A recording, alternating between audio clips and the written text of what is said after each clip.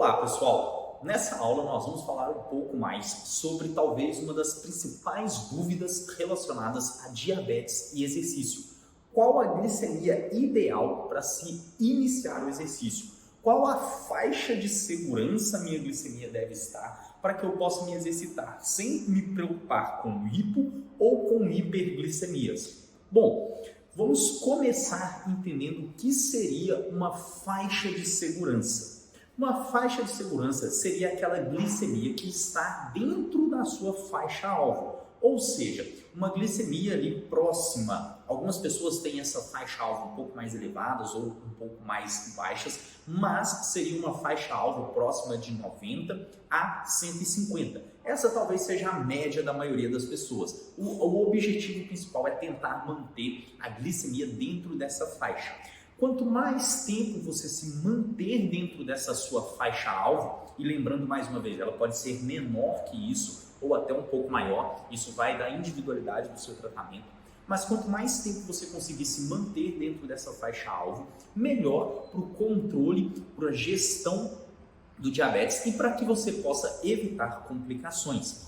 E o ideal é que durante o exercício você também se mantenha dentro dessa faixa de segurança, dentro dessa faixa-alvo. Você não precisa ficar elevando a sua glicemia acima dessa faixa-alvo para poder evitar hipoglicemias durante o exercício e nem reduzindo sua glicemia abaixo dessa faixa-alvo para ficar evitando hiperglicemias dentro do exercício.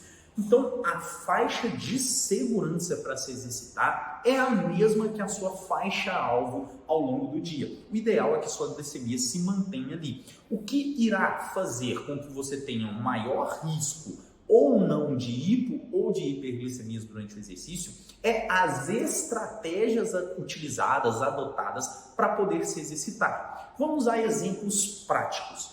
Por exemplo, uma glicemia de 80 pode ser uma glicemia extremamente boa para se exercitar, então pode ser uma glicemia excelente para se exercitar, assim como também pode ser uma glicemia perigosa. O que vai fazer com que ela seja boa ou perigosa para se realizar o exercício? São vários fatores. O primeiro deles, o tipo de exercício que você vai realizar. É um tipo de exercício que tende a aumentar ou reduzir sua glicemia?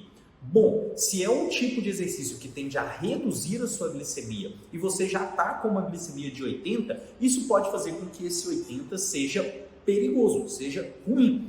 Porém, se é um exercício que tende a aumentar a sua glicemia e você está com uma glicemia de 80, essa glicemia de 80 pode ser excelente. Então percebe como a mesma glicemia 80 pode ser boa ou ruim, dependendo do tipo de exercício que eu vou realizar. Por isso é importante você entender os efeitos do exercício físico na sua glicemia. Se você vai realizar um exercício que tende a baixá-la, 80 pode ser perigoso. Se você vai realizar um exercício que tende a aumentá-la, 80 pode ser uma excelente glicemia. Outro fator que influencia é a quantidade de insulina ativa. Por exemplo, se você estiver com uma glicemia de 160, 170 e vai realizar um exercício que tende a aumentar a sua glicemia e ainda tem pouquíssima insulina ativa, por exemplo, nos casos de você estar se exercitando em jejum, esse 170 é uma glicemia péssima. Por quê? O próprio exercício já tende a provocar um aumento na sua glicemia e você ainda tem pouca insulina circulante, pouca insulina ativa. As chances de você ter uma hiperglicemia, uma glicemia de 200 durante esse exercício, é muito grande, como nós vimos lá na aula de metabolismo da regulação da glicose. Assim como esses mesmos 170, em um contexto onde você vai realizar um exercício que tende a abaixar sua glicemia e ainda tem um pouco mais de insulina ativa, pode ser bom. O 170 pode ser uma faixa de segurança. Então, percebam que para você identificar a faixa de segurança da glicemia para se exercitar, então uma glicemia ideal para realizar o exercício, você não deve levar em consideração somente o valor da glicemia naquele momento.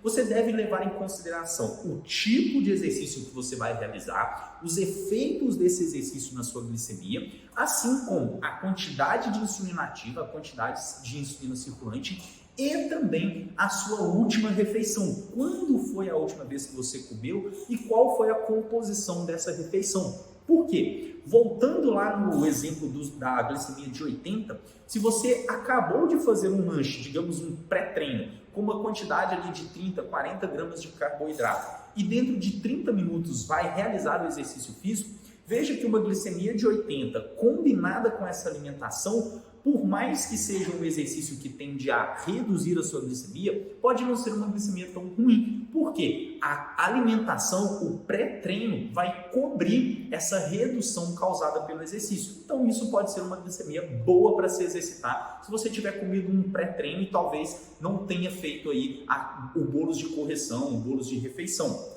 O ajuste dessas estratégias, quando eu vou fazer um bolos de refeição antes do exercício, quando eu vou aplicar insulina antes do exercício, vai ser o tema de próximas aulas, das aulas futuras, onde nós vamos aprender a criar estratégias para manter a glicemia estável durante o exercício. Nessa aula, a ideia é que você entenda realmente isso, que 80 ou 170 podem ser glicemias boas ou ruins para se exercitar, dependendo de todo o contexto. Dependendo do contexto, uma glicemia de 80, você não vai precisar fazer nenhuma estratégia, você não vai precisar adotar nenhuma estratégia para poder se exercitar e vai conseguir se exercitar com segurança. Dependendo de uma glicemia de 170, pode te trazer um risco de hiperglicemia e você vai precisar utilizar ali talvez insulina para poder corrigir isso e manter a glicemia mais estável. Então, a faixa de segurança, a melhor glicemia para se iniciar o exercício é aquela faixa de segurança que está dentro da sua faixa-alvo. Você não precisa ficar nem provocando aumentos, nem reduções na sua glicemia para se exercitar com segurança. Basta criar estratégias adequadas com relação à insulina, consumo de carboidratos e tipo de exercício. E isso vai ser o tema das próximas aulas, nos próximos módulos. Te vejo lá!